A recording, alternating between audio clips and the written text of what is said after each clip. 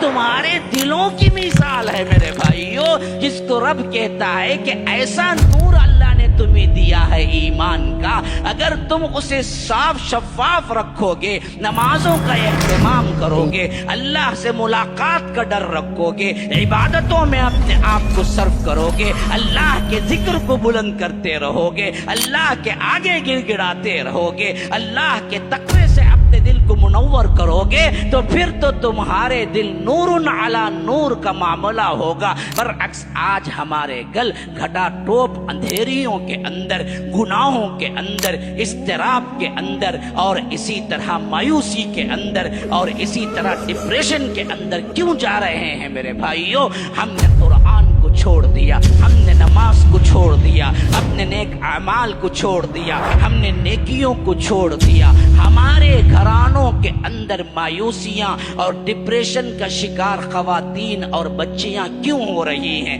ہم معنوں پہ غور نہیں کرتے۔ رب کے کلام کو مضبوطی سے پکڑ لیے تو پھر دنیا میں تمہارے لیے کوئی مسئلہ نہیں رہے گا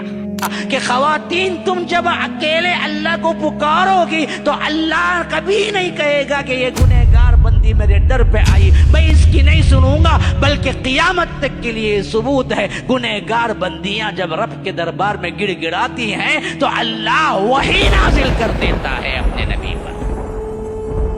کردار تو بناؤ نا۔ آج خواتین بگڑ گئی ہیں، آج ہماری عورتیں بگڑ گئی، آج ہماری بچیاں بگڑ گئی، آج ہمارے خاندان بگڑ گئے، آج ہماری نسلیں بگڑ رہی ہیں، لیکن افسوس کسی کو نہیں ہے۔ آج بھی ہو جو ابراہیم کا ایما پیدا، آگ کر سکتی ہے انداز گلستان پیدا، آج بھی آگ گلستان ہو سکتی ہے، لیکن ابراہیم کا ایما کہاں سے جاؤ گے؟ جسے خولہ کے لیے رب العالمین نے قرآن اتار دیا، آج بھی تمہارے مسائل کا حل اس کلام اللہ کے اندر ہے، لیکن کہاں سے خولہ لاؤ گے؟ خولہ والا ایمان تو چاہیے۔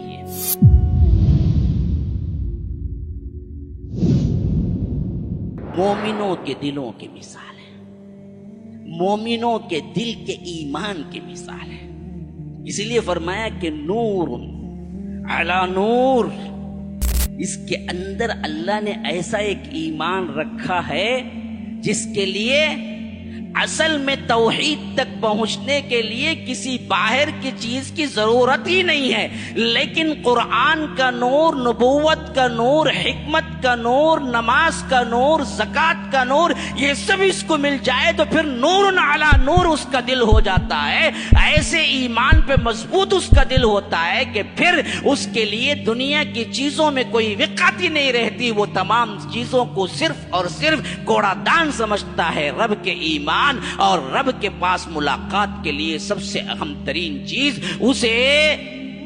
اپنے لحاظ سے اللہ کی ملاقات لگتی ہے، اس کے علاوہ کچھ نہیں ہوتا۔ یہ اہل ایمان کے دل کی مثال ہے میرے بھائیوں۔ یہ مثال ہم اپنے بچوں کو دے کے سمجھائیں کہ بیٹیوں، بچیوں، اور اسی طرح خواتین، حضرات، نوجوان، ان سب کو بھی میں کہہ کے سمجھاتا ہوں، یہ تمہارے دلوں کی مثال ہے میرے بھائیوں، جس کو رب کہتا ہے کہ ایسا نور اللہ نے تمہیں دیا ہے ایمان کا، اگر تم اسے صاف شفاف رکھو گے، نمازوں کا اہتمام کرو گے، اللہ سے ملاقات کا ڈر رکھو گے، عبادتوں میں اپنے آپ کو صرف کرو گے، اللہ کے ذکر کو بلند کرتے رہو گے، اللہ کے آگے گڑ گڑاتے رہو گے، اللہ کے تقوی سے اپنے دل کو منور کرو گے، تو پھر تو تمہارے دل نور علی نور کا معاملہ ہوگا۔ نہ تمہیں پریشانی ہوگی، نہ تمہیں اضطراب ہوگا، نہ تمہیں ڈپریشن ہوگا، نہ تمہارے اعتبار سے مایوسی ہوگی، نہ تمہارے لیے اللہ تبارک و تعالی کی نافرمانی آسان ہوگی،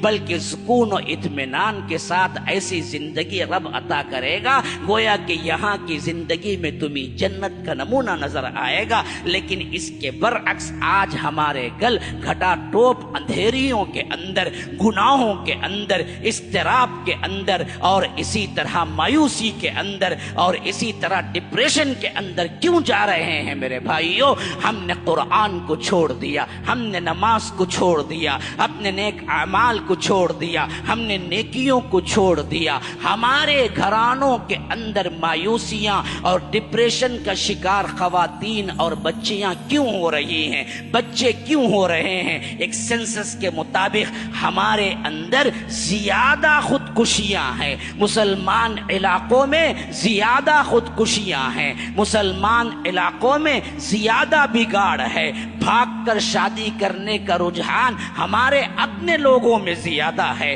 یہ تمام کارروائیاں کیوں ہوتی ہیں؟ یاد رکھیے، جب ہم اپنے گھروں کو قرآن کے نور سے منور کریں گے، جب ہم اپنے گھروں کو اللہ کے ذکر سے منور کریں گے، جب ہم اپنے گھروں کو اللہ کی عبادتوں سے منور کریں گے، ہم اپنے بچوں کے دلوں میں ڈالیں گے کہ یہ دل اصل میں تمہیں موویز دیکھ کر گانے یاد کرنے کے لیے رب نے نہیں دیا ہے میرے بیٹیوں، اور تم سمجھاؤ گے میرے بچوں یہ قرآن کو یاد کرنے کے لیے رب نے دیا ہے، اس کو یاد کرو، اس سے تمہیں سکون ملے گا، اس سے تمہیں اطمینان ملے گا، اسے پڑھو، اس سے اللہ تبارک و تعالی کی رحمتیں اور برکتیں آئیں گی۔ یہ پڑھو، اصل میں تمہاری خوشی کا ضامن یہ ہے، اور تمہارے لحاظ سے تمہارے چہرے کی خوبصورتی کا ضامن یہ ہے۔ یہ کریم اور یہ پاؤڈر، یہ فلاں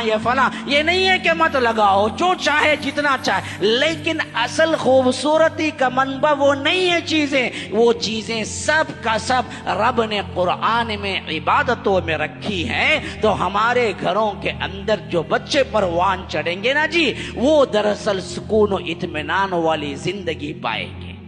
لیکن ہم نے ان چیزوں کو چھوڑ دیا، ہم معنوں پہ غور نہیں کرتے، رب کے کلام کو مضبوطی سے پکڑ لیے تو پھر دنیا میں تمہارے لیے کوئی مسئلہ نہیں رہے گا۔ کہ یہ حالات اصحاب رسول اللہ کی زندگیوں میں نہیں آئے تھے،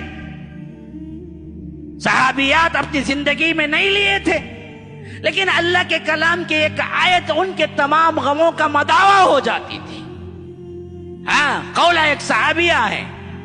اوس بن صامت نے انہیں کیا طلاق جاہلیت کی دی، اور خولہ رضی اللہ عنہ آ کے اللہ کے رسول سے کہا کہ اللہ کے رسول بڑھیا ہوں، اس زمانے میں جاؤں تو کہاں جاؤں؟ شوہر نے طلاق دے دی ہے مجھے، اور وہ طلاق جس میں رجوع بھی نہیں ہوتا، جاہلیت کی طلاق ہے، جسے زہار کہتے ہیں۔ قرآن کی ایک آیت نازل، قد سمع اللہ قول التي تجادلك في زوجها وتشتكي الى اللہ واللہ يسمع تحاوركما۔ اللہ نے اس عورت کی سن لی، اے اللہ کے رسول، جو آپ سے جھگڑا کر رہی تھی اپنے شوہر کے بارے میں، رب نے اس عورت کے ڈائریکٹ سن لیا۔ قیامت تک کے لیے یہ ثبوت رکھ دیا کہ خواتین تم جب اکیلے اللہ کو پکارو گی تو اللہ کبھی نہیں کہے گا کہ یہ گنہگار بندی میرے در پہ آئی، میں اس کی نہیں سنوں گا، بلکہ قیامت تک کے لیے ثبوت ہے گنہگار بندیاں جب رب کے دربار میں گڑ گڑاتی ہیں تو اللہ وحی نازل کر دیتا ہے اپنے نبی پر۔ وہ کردار تو بناؤ نا۔ آج بھی ہو جو ابراہیم کا ایمان پیدا، آگ کر سکتی ہے انداز گلستان پیدا، آج بھی آگ گلستان ہو سکتی ہے، لیکن ابراہیم کا ایمان کہاں سے جاؤ گے؟ جیسے خولہ کے لیے رب العالمین نے قرآن اتار دیا، آج بھی تمہارے مسائل کا حل اس کلام اللہ کے اندر ہے، لیکن کہاں سے خولہ لاؤ گے؟ خولہ والا ایمان تو چاہیے رضی اللہ عنہ۔ آج خواتین بگڑ گئی ہیں، آج ہماری عورتیں بگڑ گئی، آج ہماری بچیاں بگڑ گئی، آج ہمارے خاندان بگڑ گئے، آج ہماری نسلیں بگڑ رہی ہیں، لیکن افسوس کسی کو نہیں ہے۔ سب اپنی زندگیوں میں مست، کہ رات دن کا چند پیسہ کمانا، جمانا، گھر دار، سونا چاندی، میک اپ، فلاں شادی، بس یہ زندگی بنا لو، گویا کہ ایسے بنا رہے ہیں کہ جیسے مرنا ہی نہیں ہے، کسی کو چھوڑ کے جانا ہی نہیں ہے۔